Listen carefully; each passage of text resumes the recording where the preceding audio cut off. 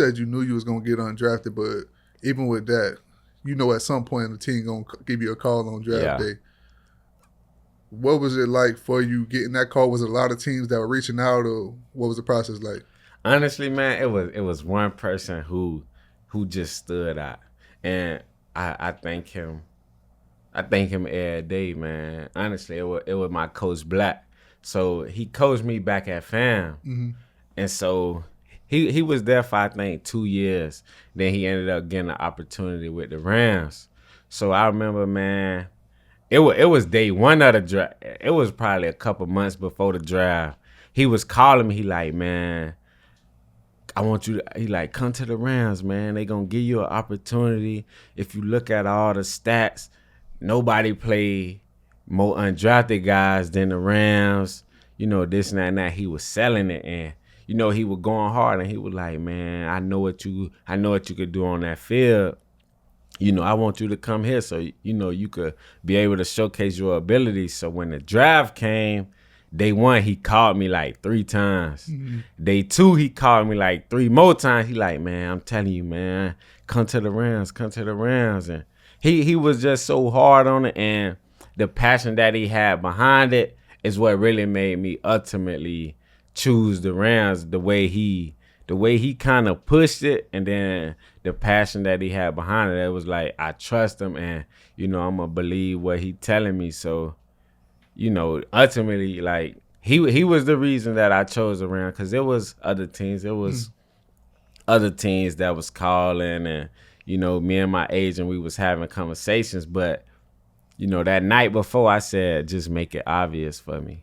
I asked God to just make it obvious for me of who I should choose, and that next day he called me 4 times. That's obvious. You know what I'm saying? So he called me 4 times, and then I was like, that's where I'm going. Like, okay. That's gonna be where I go, and that's where I'm gonna get my opportunity at. So I hope he see this, but man, like, I want to really thank Coach Black for shout out really, Coach Black, man. yeah, really pushing that, man, because he was the reason that I made that decision. It's always you can never give a coach that actually believe in his players enough credit, man. Yeah. Just to believe in you and push you, man. That's solid, man. Yeah. You got so many coaches now just trying to take advantage of the players, and once they can't no more, they just throw them out to the wolves. So shout out to the real ones out there. Yeah. Like, yeah, man, Coach Black, if you watching this, when you see this, man, I definitely want to appreciate you, man, for, pushing that and giving me that opportunity for real. So, with the kind of walk us through the process when you end up with the Rams, like going through, you done been through college, like how was it adjusting to the NFL play? Honestly, I say it was more so the culture. More so than it was the actual game. Because, coming from an HBCU and then going out to California, the culture is, totally different. And it's not like, it's just like the culture, it was totally different in California where, it was a whole new scene for me. And for me, it was more so being able to be comfortable and being able to be myself in any environment.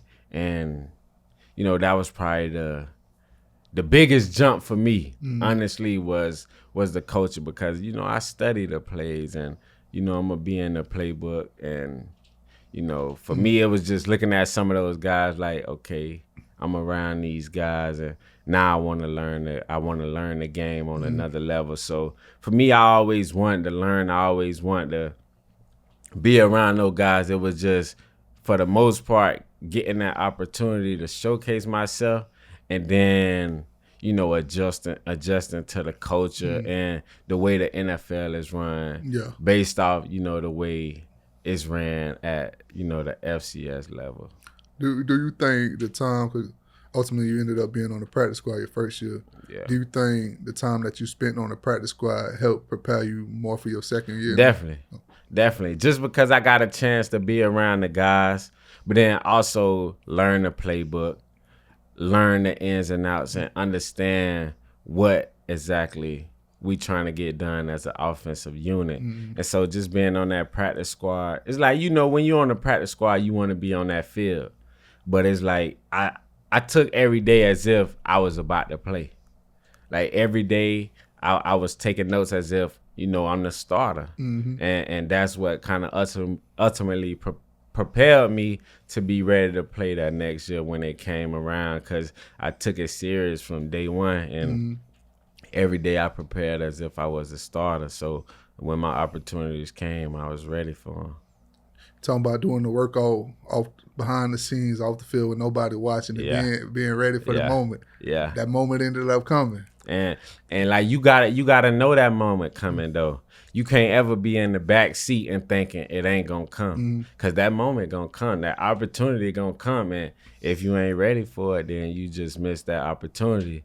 So for me, it was like I already know it's coming, and when it come, I'm be ready to do what I gotta do. It's already yours. You just gotta claim it. Yeah, you feel me? So for me, it was just like I'm gonna do what I gotta do, cause all I need is one, and that's all I ever wanted. I say all I need is one opportunity. That's gonna be the opportunity that take me to that next level. So, you know, I waited on that. I waited on that moment. I ain't gonna lie. I waited on that op, man, and when it came, I was ready for it, cause that's how they multiply.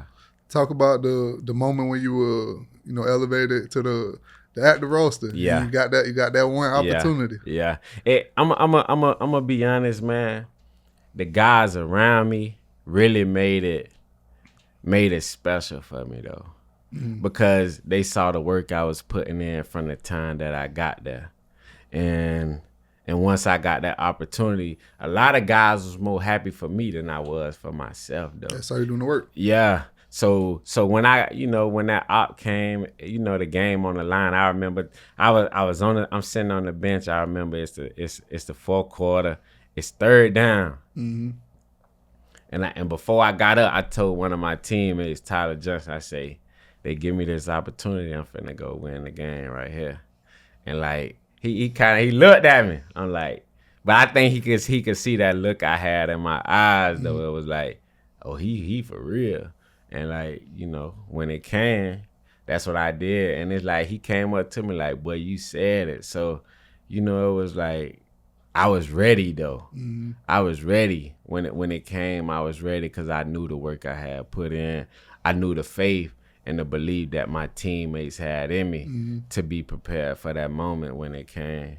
Yeah, that's real. And you saw your role increase just from that one moment. You saw your role increase from how you getting the ball on offense, like in so many different ways. And it's just a testament to what you said, man, doing the work behind the scenes and being prepared for the opportunity, because taking advantage of this one, I might get you two. Yeah. And that's ultimately what you see, like just doing I just think back to when you said you were working at Amazon, you know, out of high school, not really knowing if you was even gonna play ball. You probably ain't even thinking about it at the time.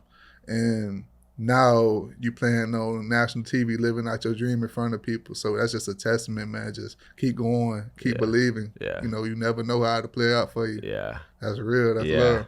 And man, you know, it just come with that belief though, man. You gotta believe it first.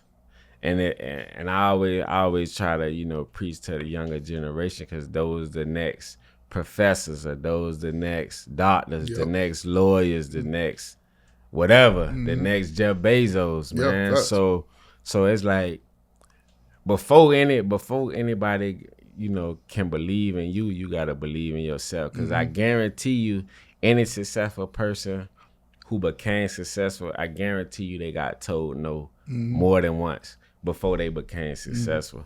So it's like, when they tell you no, is that gonna stop your belief in yourself? It can't stop that belief in yourself, because you gotta know you destined for this. You gotta know whatever you chasing, whatever, you know, you going after, like you destined for, and you gotta be understanding every no is just getting you closer to your yes. So every time, you know, somebody told me no, it was just like, bet I'm closer to my yes. Yeah. And eventually it's gonna come. And for me, I say nah is here.